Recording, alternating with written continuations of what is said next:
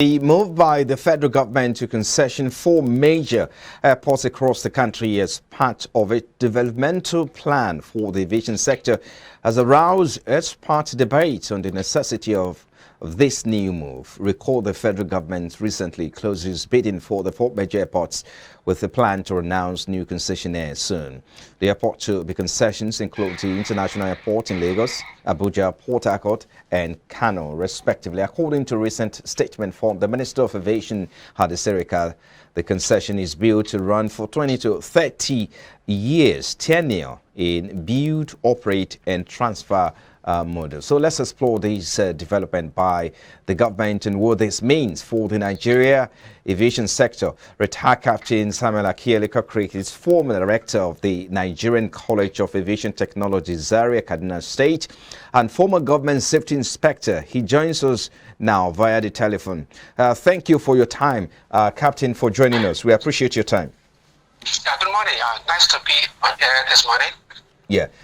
Now, this is not the first time the government will be embarking on a concession arrangement. A case in point is that of the Murtala Mohammed Domestic Airport Terminal 2, the domestic terminal of the international airport situated in Lagos and its facilities, which were developed under a build operate. For us to understand, before we get to why the Buhari administration is embarking on further concessions, help us to understand the build to operate agreement concept of this concession. Thank you so much. To start with, everybody will agree that the government is no longer in a position to fund further development in aviation, considering other areas competing for attention. So the idea of bringing in private money, is now a global thing, really, because government has so many responsibilities. So if we all agree on that, so what is the best way forward then?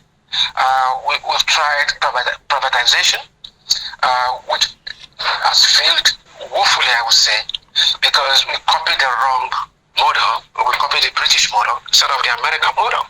Okay, let me analyze the two differences, because I don't want to give an idea. I just want to state the fundamentals so that people can make up their minds if they use those fundamentals. Now, in any business, there are two critical factors. That is the management and the funding. So the funding comes with the cost of money. The cost of money means you don't have that money, you have to go and borrow. To borrow, it's only government that can borrow at a sovereign rate in the percentage, single digit, usually about maximum is about 2%, usually between 0.5 to 1.5%. But a private guy will borrow higher than that. So when it comes to but then for government to borrow, for any project to borrow, government must have the ownership. So the ownership matters. So if the ownership retains the government, so government can borrow at a lower cost. And government can really do more because of that interest rate, because of that cost of borrowing. But if it is, and not only that, only government can raise bond cheaper. So the government can go to the public, I want to raise bond for aviation in Nigeria, and people will subscribe from all over the world. The private guy cannot raise bond because the private person can go under, and how will they get their money back? They know government is a continuum. So for ownership, it's better for government to continue to own those. Now, what about the management? It has been found out that globally that government is a bad manager of business. Not a bad ownership, but bad manager of business. I'm sure that is why they came out with the idea of government has no business in business. And if you look at our own experience, there's nothing wrong with all the government businesses, even those who are privatized, but it's the management aspect.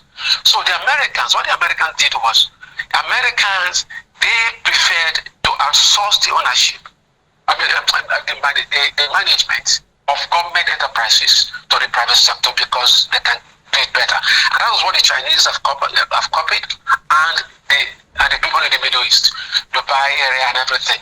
Government retains the ownership because they can borrow money cheaper, then they outsource the ownership. But then, outsourcing ownership like this concession we're talking about, unless there's a performance bond. Without a performance bond to the concessionaire, they may likely run down the business, the project. So I would suggest, that is the only suggestion I'm making after taking the fundamentals, that whoever is opposing this must insist, we must insist there's a performance bond to the questionnaire. They must put some money down in case they run it down so that we can always go. Now the money they put down, government can reinject it into the business or government can put it and spend it elsewhere. But they must put something down which is refundable at the end of that tenure. But they must put something down so that they don't run down the business.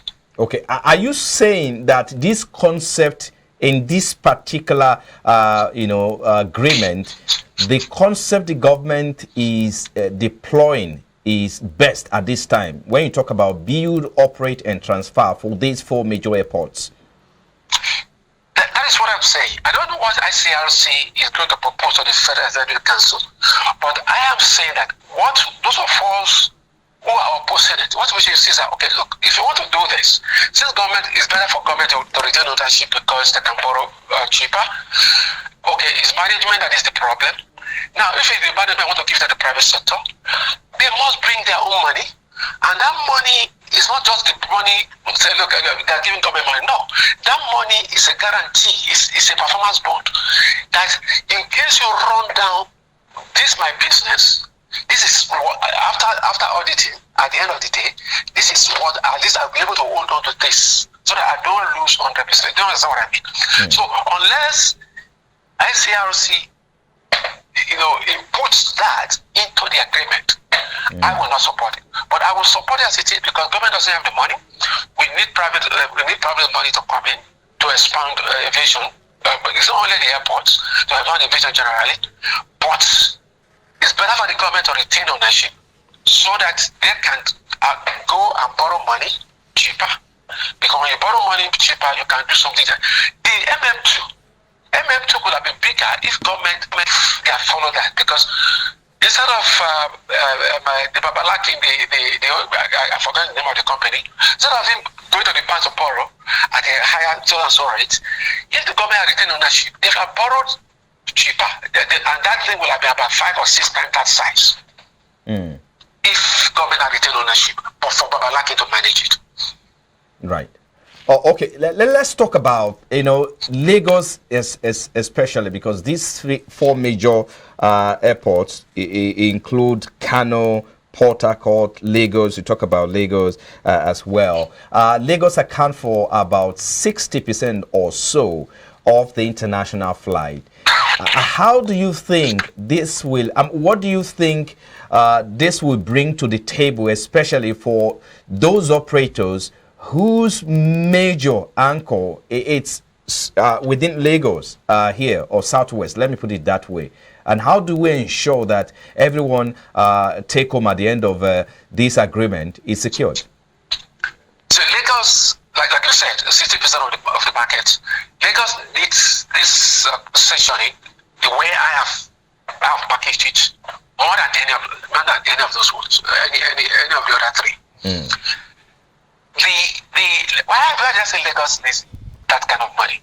Lagos, let's suppose there's expansion in the region today, and most of them are in Lagos because the market is here.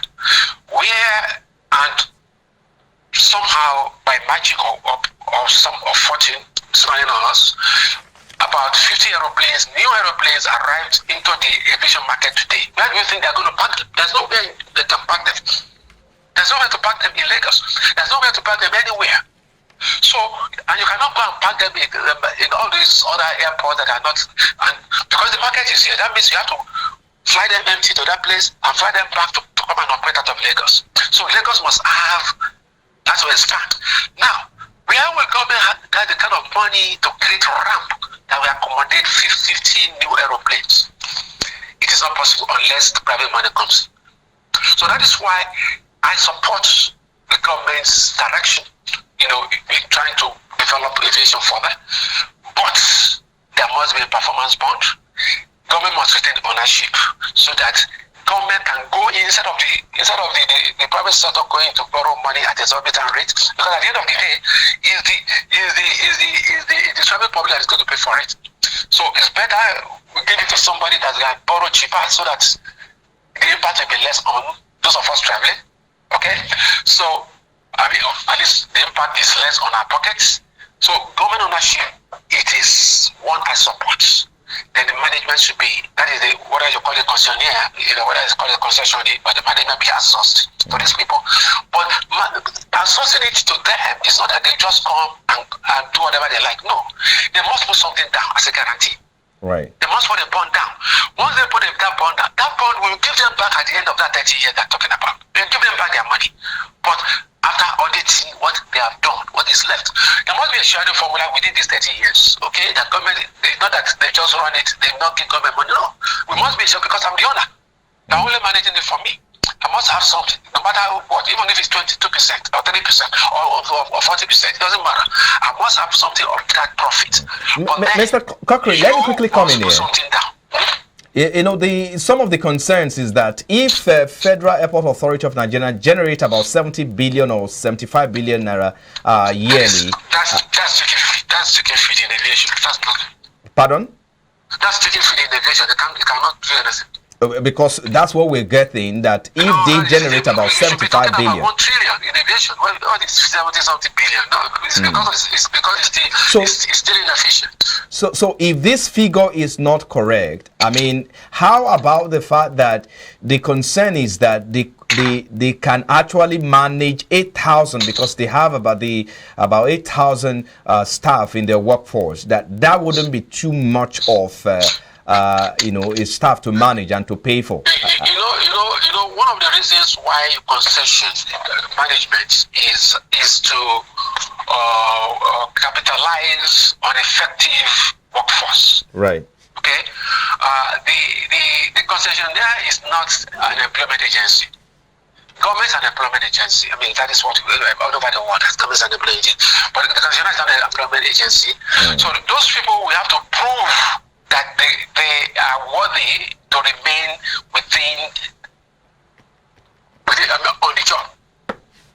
So that means the mentality will change, everything will change, because what matters is that the person who has put his own money down to manage this thing knows that at the end of the day, if he does not run it well, if he's down, he's going to lose his own deposit. Right. Okay? Let's try to wrap it. Okay. All right. Point taken. Let's try to wrap it up now. Should the government go ahead, because the process is on now?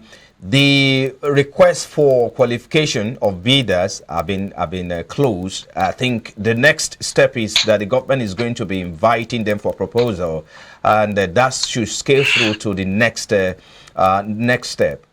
Should this scale through? What does this mean for Nigeria's sector?